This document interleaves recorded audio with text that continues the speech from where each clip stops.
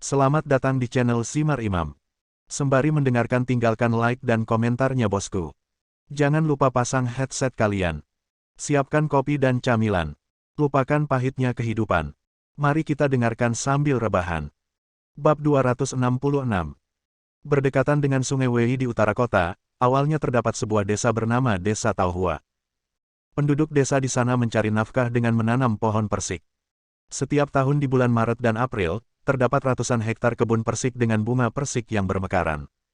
Hijaunya air di antara hijaunya hutan bagaikan pemandangan indah di muka bumi.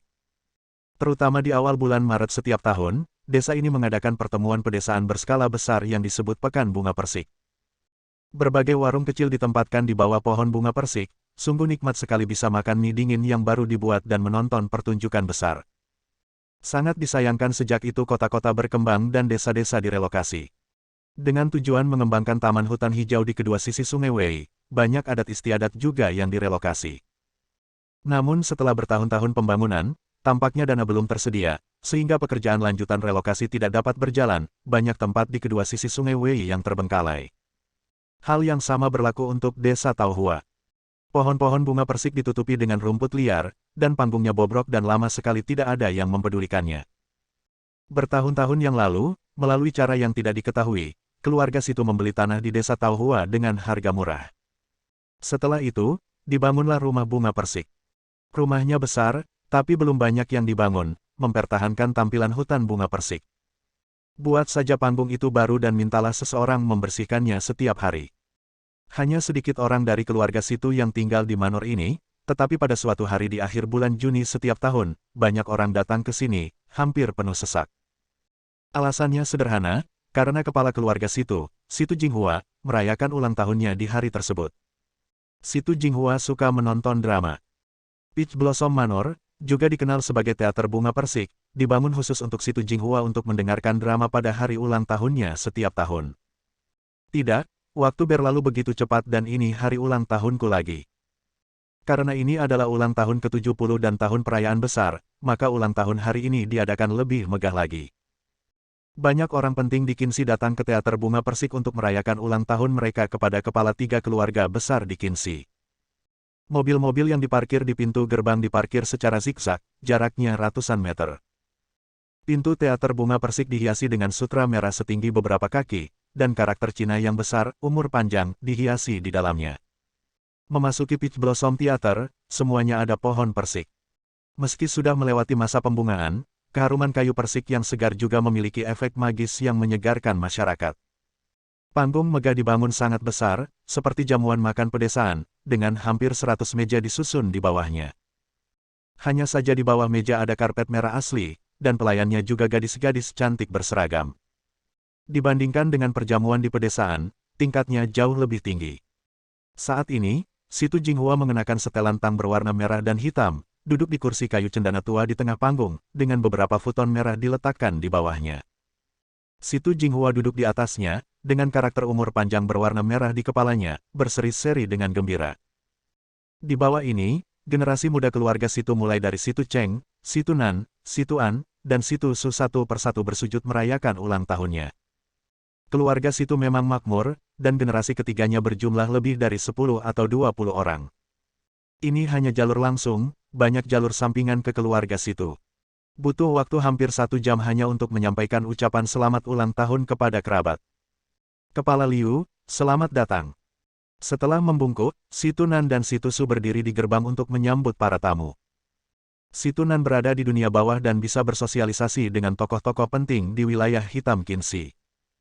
Situ Su berasal dari jabatan resmi, dan ketika orang-orang dari keluarga resmi datang, mereka kebetulan menyambutnya. Keduanya saling melengkapi kekuatan satu sama lain, dan kombinasinya tepat.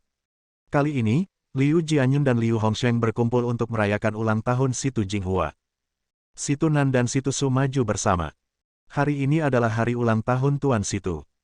Kami di sini secara khusus untuk mengucapkan selamat kepadanya dan mendoakan dia bahagia selama Laut Cina Timur dan umur panjang seperti Gunung Nanshan. Ayo, bawakan hadiah ulang tahun. Liu Jianyun melambaikan tangannya, dan 4 orang-orang di belakangnya membawa patung kayu bintang umur panjang. Bintang ulang tahun yang lama itu tampak hidup dan setinggi manusia. Oh terima kasih banyak. Kalian berdua, silakan masuk dengan cepat. Hadiah ulang tahun ini sangat mahal. Si Tunan dan si Tusu buru-buru menyambut mereka secara pribadi dan menjadi tamu kehormatan baris pertama. Si Tu Wuxiang juga selesai bersujud, berjalan berkeliling, dan sampai ke pintu. Maaf kamu berulang tahun di hari yang sama dengan kakek, jadi kamu tidak punya banyak waktu untuk merayakannya. Si Tunan menghibur putranya, karena ulang tahunnya di hari yang sama dengan si Tu Jinghua, dan semuanya sedang sibuk memberi selamat kepada lelaki tua itu di hari ulang tahunnya. Si Tu Wuxiang melupakan semuanya. Apa gunanya? Saya tidak suka merayakan ulang tahun. Si Tu Wuxiang mengeluarkan segenggam biji melon dan mengetuknya dengan santai.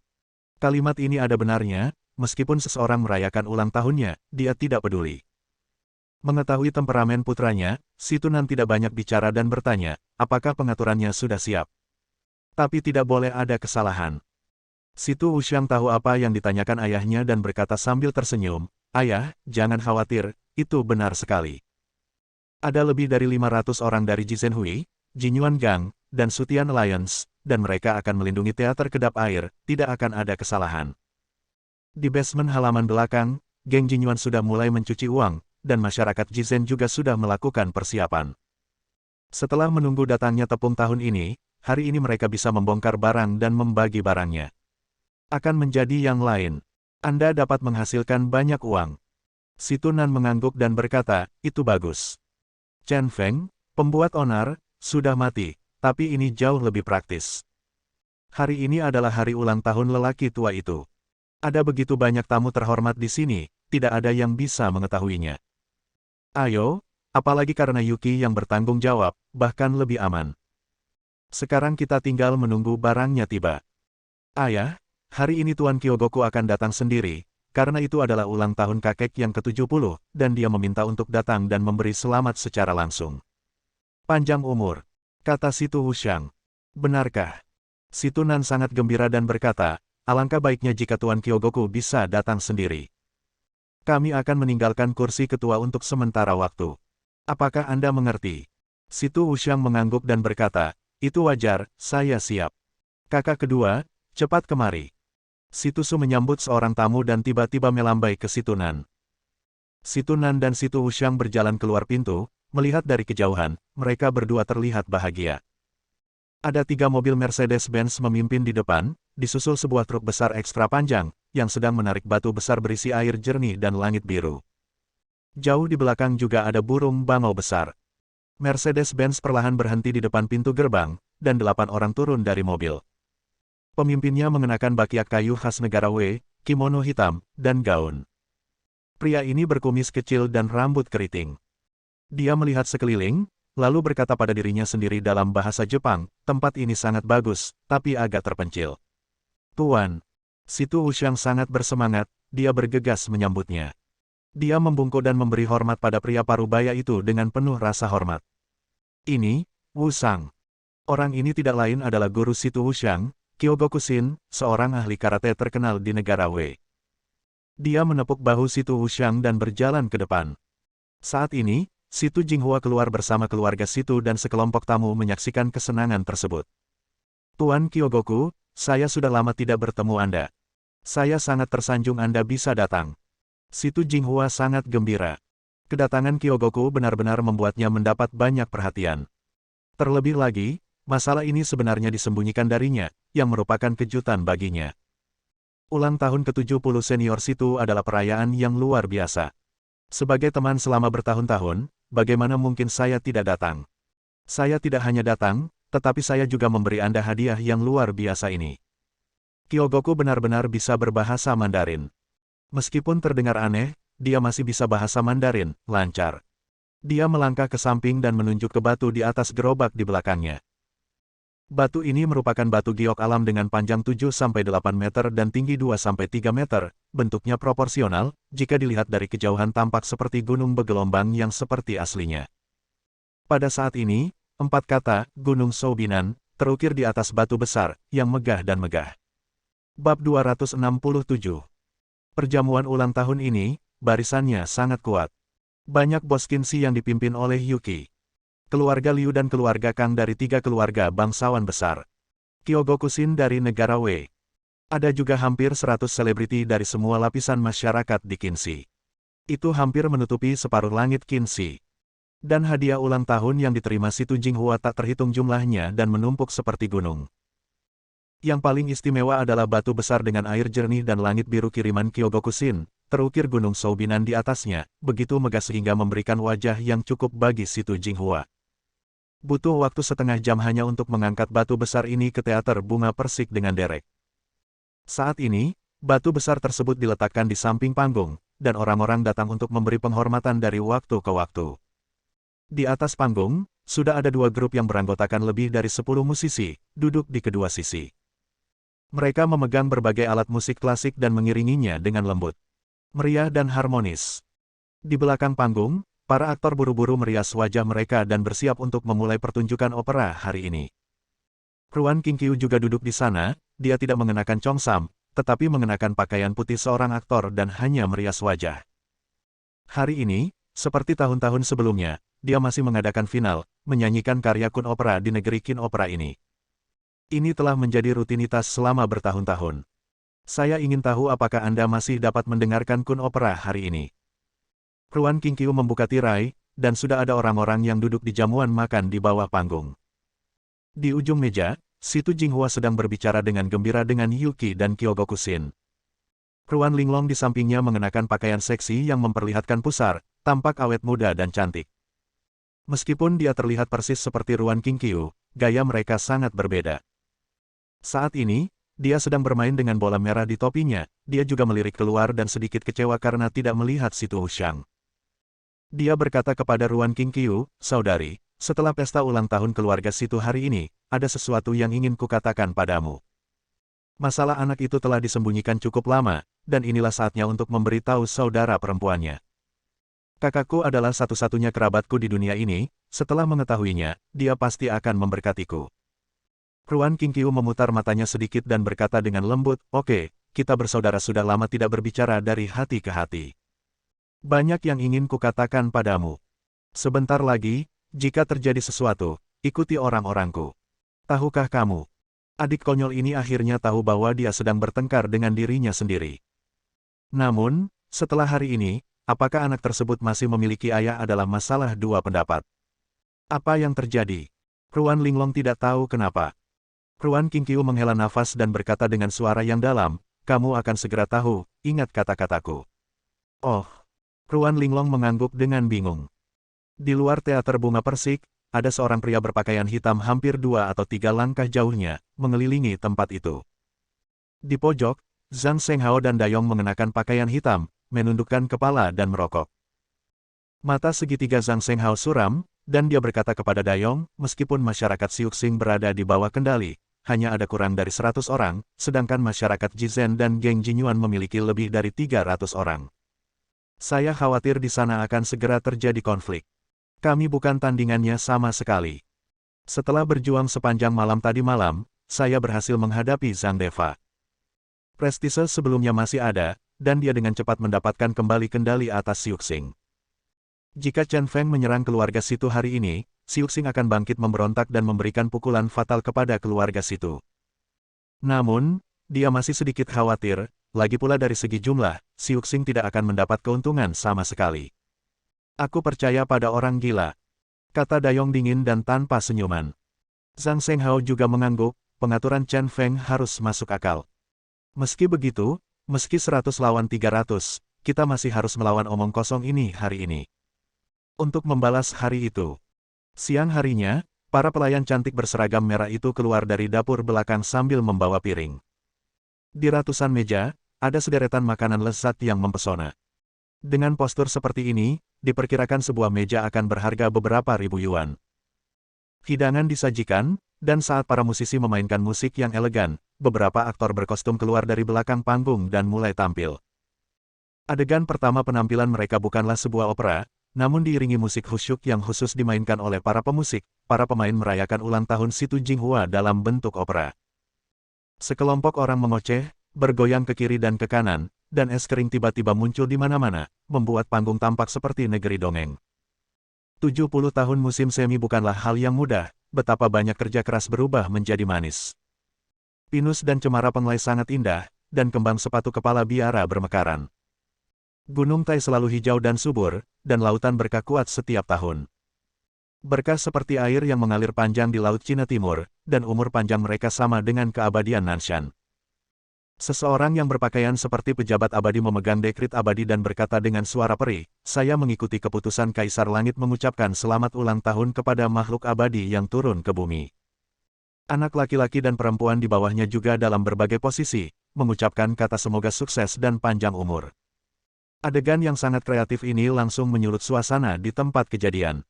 Para tamu berdiri, bersorak, dan bersulang bersama untuk ulang tahun Si Tu Jinghua.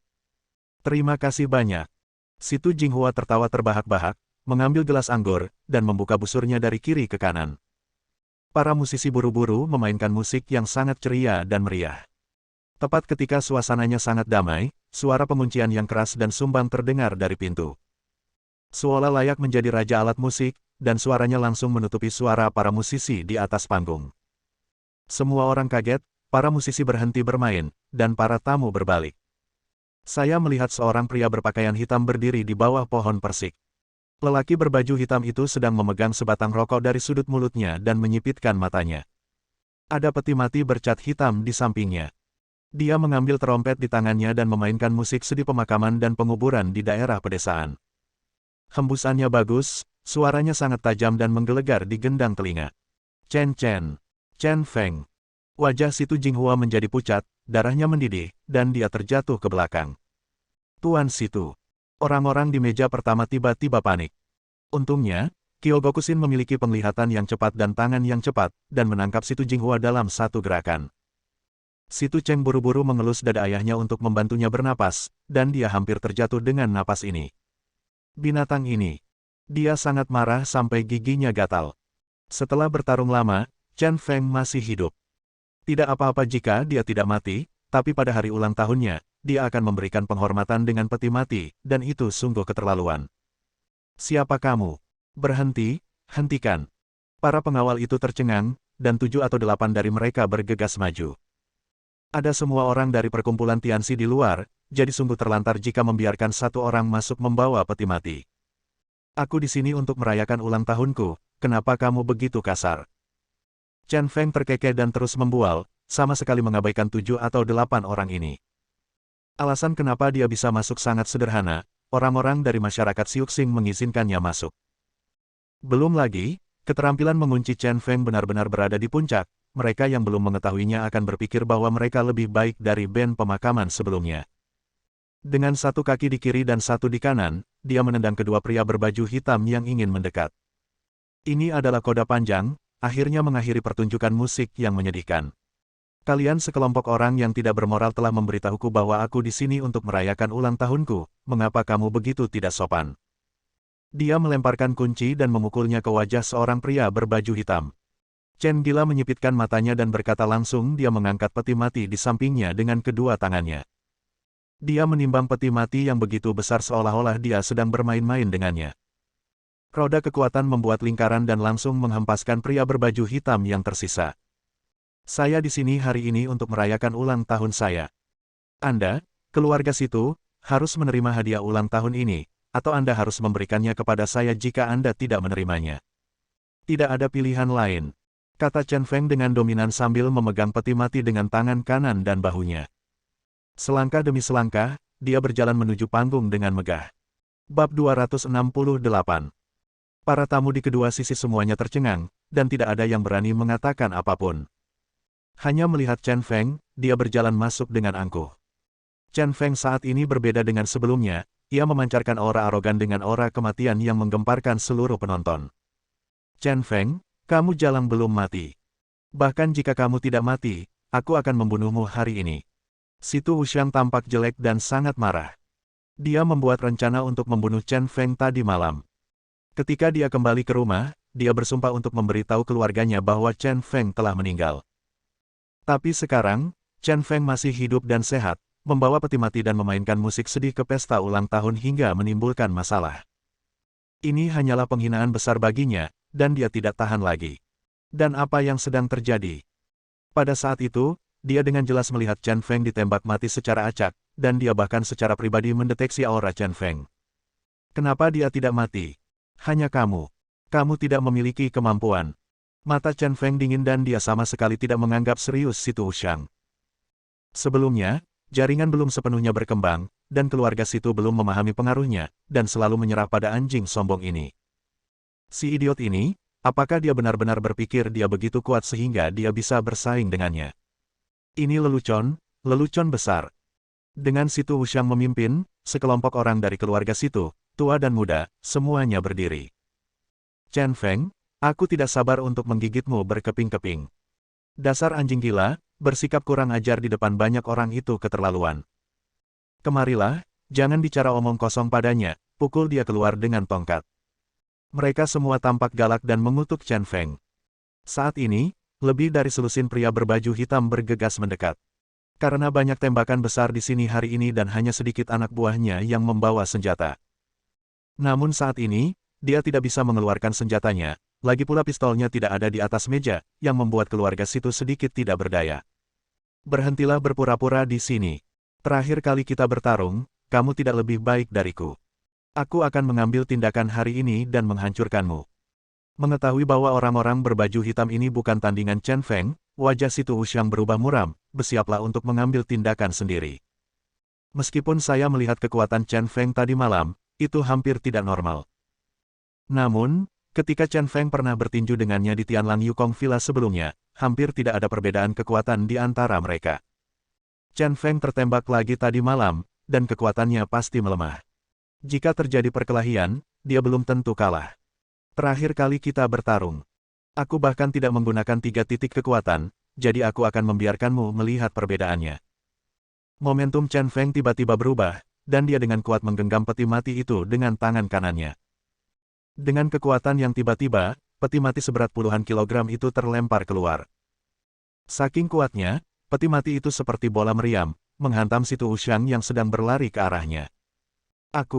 Situ Wuxiang kaget dan buru-buru bersembunyi. Peti mati itu terbang melewatinya dan dimasukkan secara diagonal ke dalam tanah. Ia meluncur di tanah lunak sejauh 7 atau 8 meter, dan tidak berhenti hingga menyentuh panggung. Anggota keluarga Situ lainnya bersembunyi dengan panik. Setelah beberapa saat, hampir semua orang melihat peti mati yang miring ke tanah dengan sangat terkejut. Hari ini, aku di sini untuk membunuh orang. Aku di sini bukan untuk bermain denganmu seperti yang kulakukan sebelumnya. Kamu pikir kamu ini siapa, dan kamu berani berdiri di depanku? Mata Chen Feng seram dan sangat mendominasi. Dalam satu kalimat, seluruh penonton kaget. Situ Wuxiang berada dalam keadaan sangat malu dan ngeri. Saya pikir kekuatan saya tidak jauh berbeda dengan Chen Feng, tetapi setelah serangan ini saya menyadari bahwa orang ini menyembunyikan kekuatannya. Kecuali tuannya, dia belum pernah melihat kekuatan seperti itu sebelumnya. Memang benar kalian begitu kenyang sehingga tidak tega mengucapkan selamat ulang tahun kepada orang yang sudah meninggal. Chen Feng melangkah ke bawah panggung dengan langkah arogan. Dia tidak memandang rendah siapapun dan memarahi para tamu seolah-olah mereka sedang memarahi cucunya. Segera, dia menginjak peti mati dengan kaki yang sangat mendominasi, memandang Situ Wuxiang dengan mata menyipit, dan berkata sambil tersenyum, "Tuan Situ, bagaimana Anda menyukai hadiah ulang tahun saya?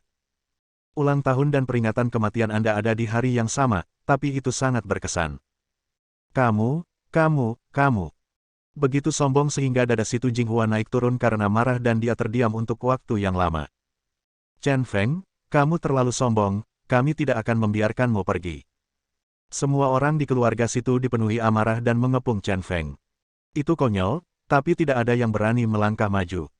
Hari itu di Tianlang Yukong, mereka telah melihat dengan mata kepala sendiri kehebatan bertarung Chen Feng yang tidak normal. Sial, aku.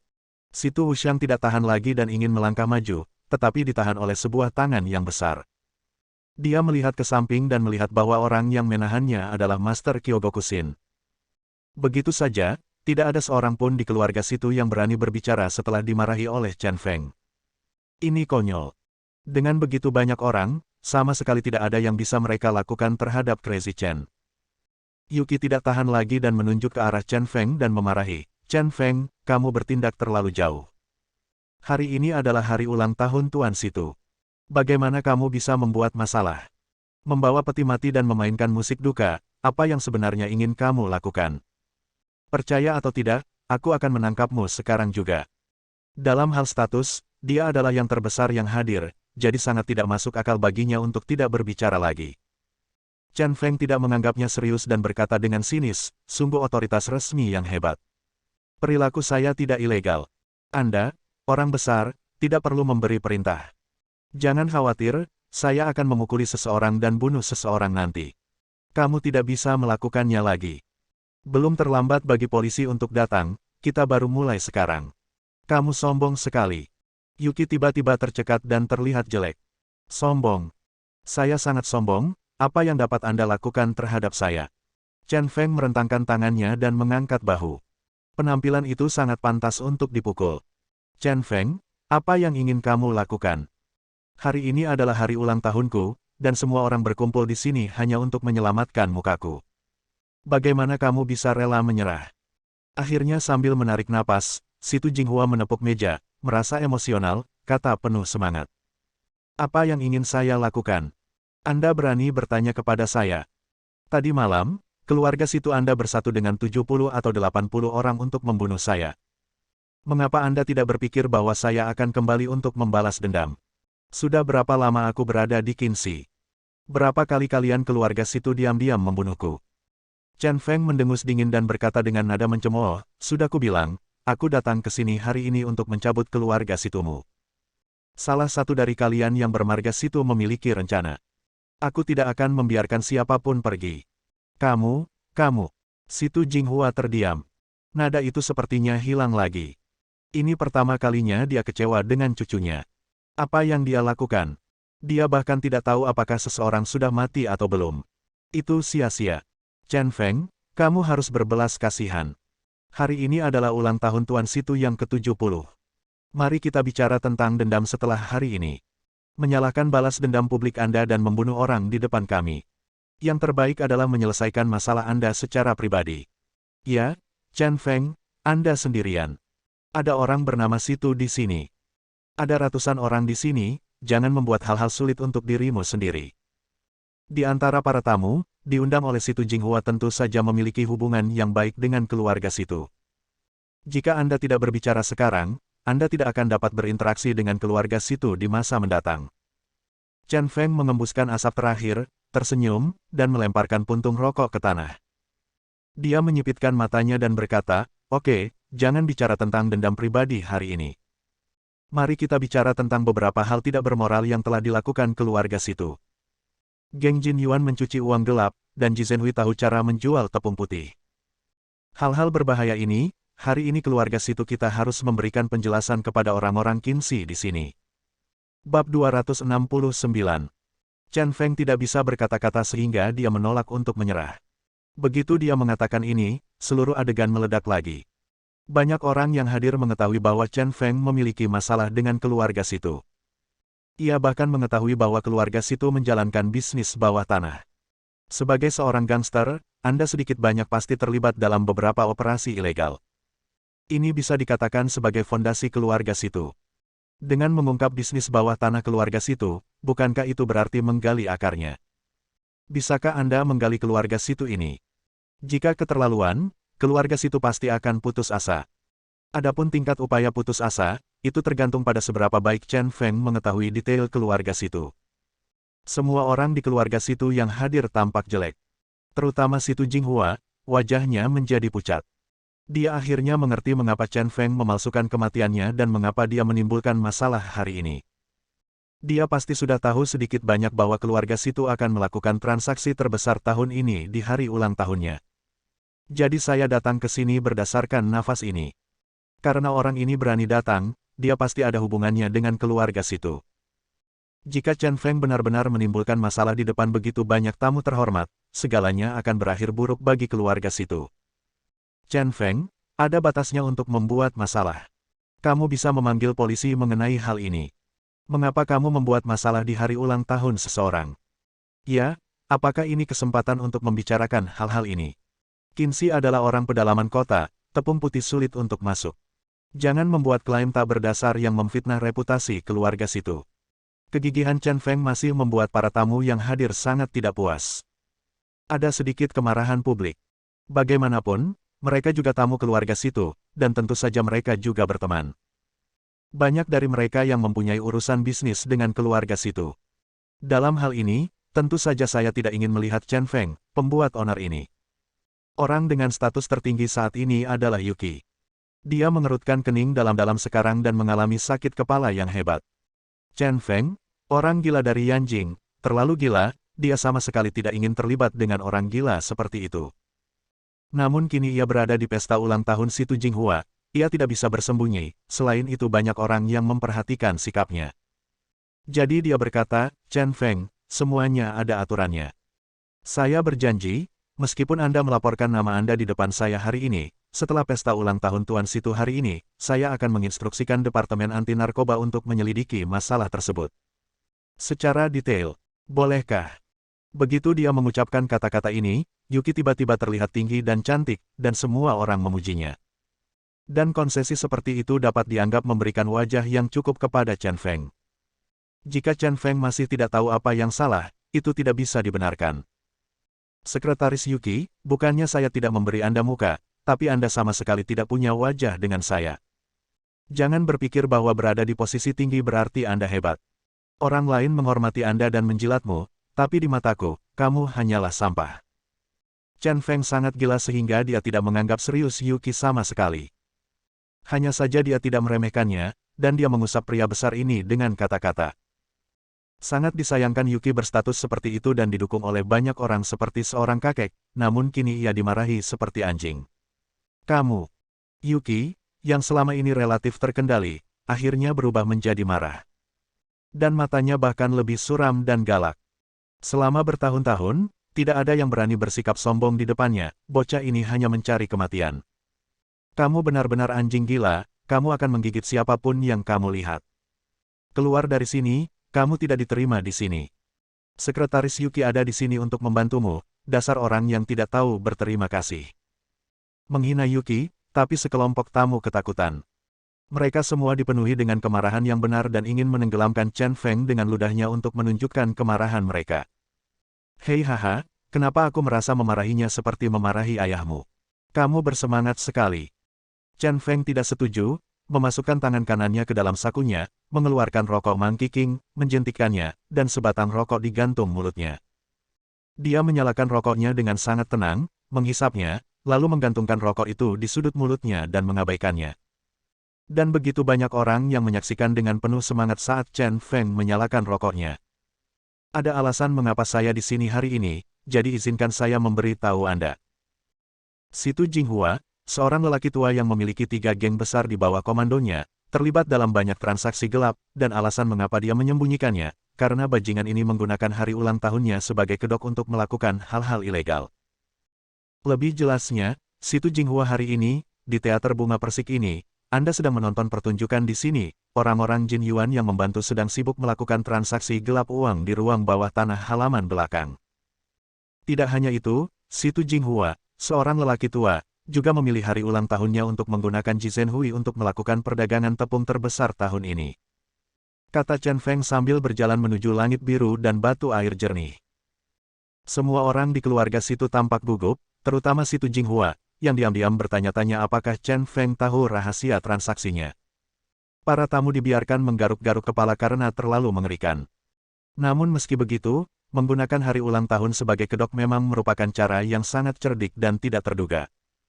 Chen Feng, kamu harus konsisten dengan apa yang kamu katakan. Kamu tidak bisa menjebak orang lain dengan kata-kata kosongmu. Ada begitu banyak dari kita di sini, tetapi kamu harus memberikan bukti.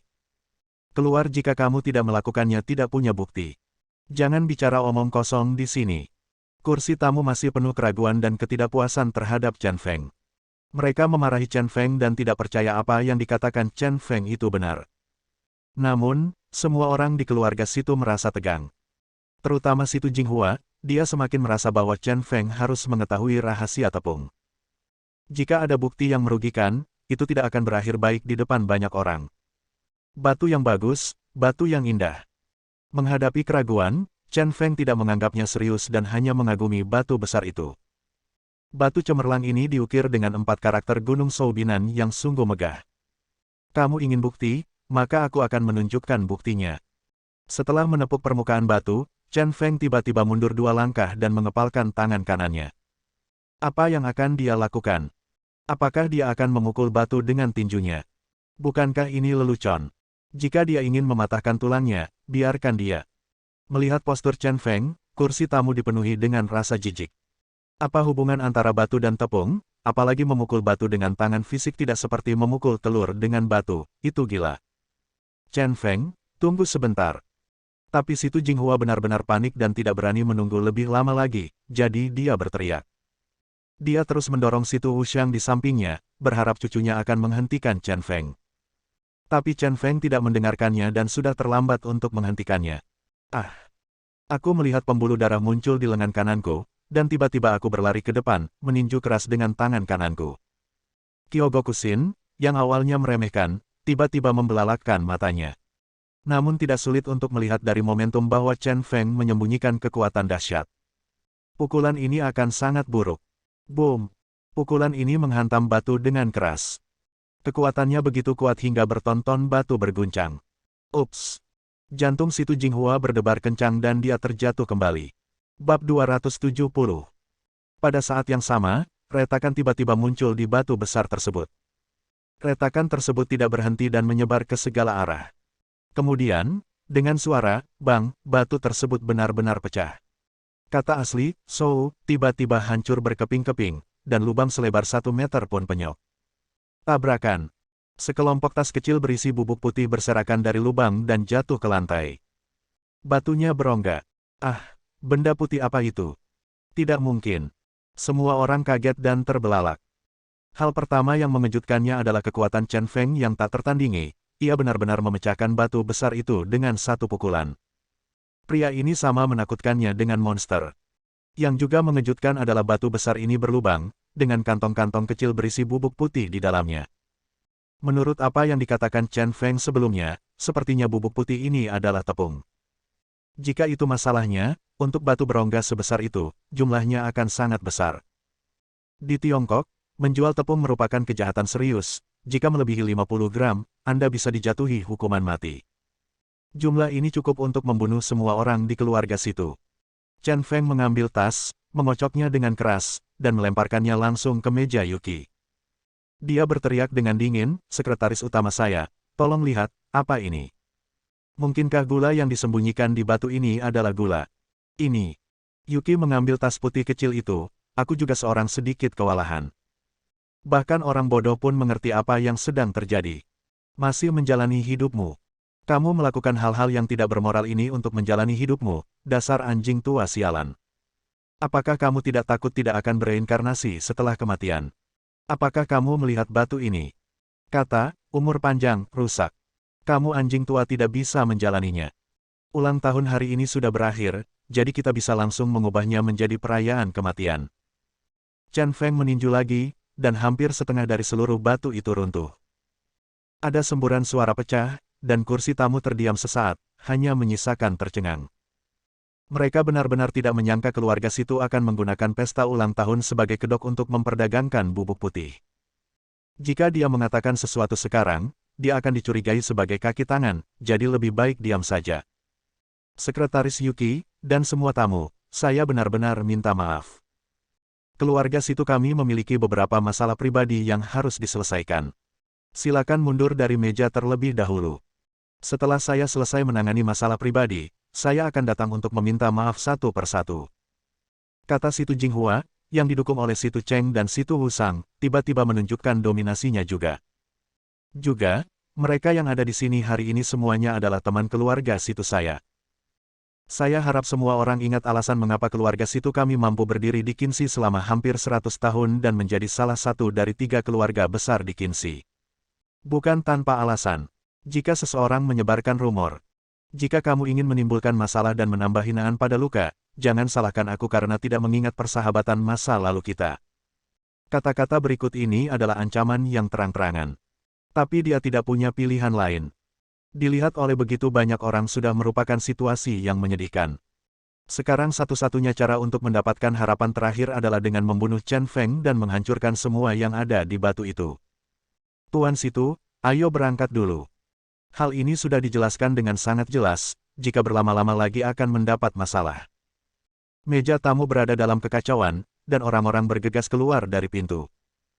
Sebelumnya, mereka datang satu demi satu dengan gembira, tetapi sekarang mereka tidak sabar untuk meninggalkan tempat yang benar dan salah ini. Setelah beberapa saat, para tamu berbondong-bondong pergi, dan teater yang semula ramai menjadi jarang tersebar. Aku berumur 70 tahun ini, 70, Chen Feng, oke. Situ Jinghua tidak bisa lagi menyembunyikan tatapan mematikan di matanya, dia meraung berulang kali, bunuh dia, biarkan Tian Xihui semuanya, datang ke sini dan potong-potong dia. Ini benar-benar sangat marah. Persetan denganku. Situ Wuxiang mengertakkan gigi dan memimpin selusin pria berbaju hitam di tempat kejadian untuk memimpin di sekitar Chen Feng. Hei, aku ingin menggunakan pembunuhnya, tapi maaf, kamu tidak bisa membunuhku sama sekali. Chen Feng berdiri di samping pecahan batu, sangat acuh tak acuh, sama sekali tidak memperhatikan Situ Wuxiang dan orang-orang berbaju hitam ini. Tanggapi dengan serius. Tuan, ini buruk, ada kekacauan di luar. Pada saat ini, seorang pria berpakaian hitam bergegas masuk, tampak panik. Situ Jinghua bertanya dengan dingin, apa yang terjadi? Tuan, orang-orang dari masyarakat Siuxing memberontak dan tiba-tiba menyerang saudara-saudara. Sekarang mereka bertempur sengit dengan anggota geng Jinyuan dan masyarakat Jizhen. Pria berpakaian itu berkata dengan terengah-engah. Begitu kata-kata ini keluar, semua orang di keluarga Situ mengubah ekspresi mereka. Situ Jinghua memandang Chen Feng dengan santai, hanya untuk menemukan bahwa orang lain telah tersenyum bangga dan mengejek. Situ Nan memarahi, apa yang terjadi? Mengapa masyarakat Siuxing memberontak? Bukankah Zhang Deva ingin hidup? Alasan mengapa masyarakat Siuxing akhirnya diizinkan bergabung dengan masyarakat Tianxi adalah karena Zhang Deva adalah orang yang mudah bergaul. Orang kontrol. Pria ini rakus hidup dan takut mati, dan tidak mungkin dia tiba-tiba memberontak terhadap keluarga Situ. Pria berbaju hitam berkata, Tuan kedua, saya tidak melihat Zhang Deva sepanjang hari ini. Selama pertarungan sengit tadi, saya melihat Zhang Senghao, presiden asli dari masyarakat Siuxing dia dan orang-orangnya yang bertarung bersama kita sekarang. Apa? Zhang Senghao?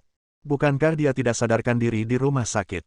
Sambil mengaum, Situ Nan segera sadar kembali dan menatap Chen Feng yang menyombongkan kemalangannya.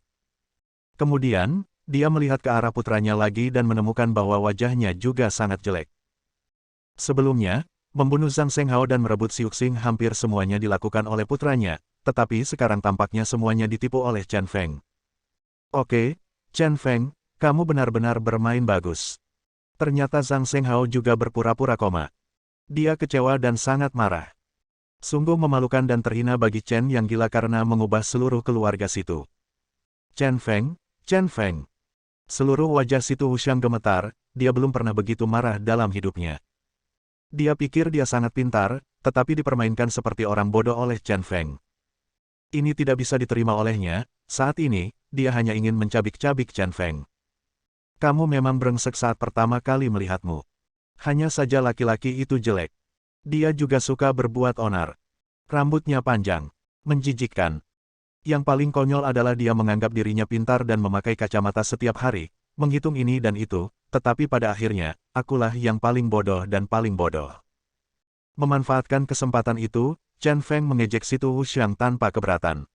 Bajingan ini cukup sombong akhir-akhir ini, dan itu menyebabkan dia sangat menderita. Hari ini, biarkan wanita jalang ini pingsan secara mental dan fisik.